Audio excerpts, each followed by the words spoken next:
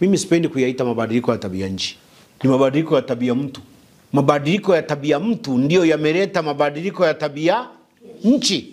Lakini sisi mara nyingi tunapenda kuzungumzia habari ya mabadiliko ya tabia nchi.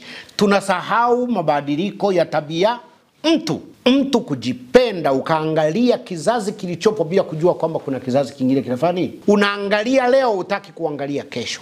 Ukitoka hapa kwa Magufuli hapa, unaendesha mpaka uimalize Kitengule kuja kufika pale Mwisa darajani. Ilikuwa ni miti pori kubwa linalopendeza. Sasa tumefanya nini?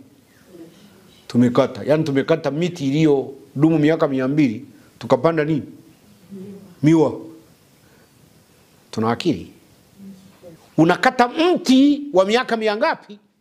200, unapanda mua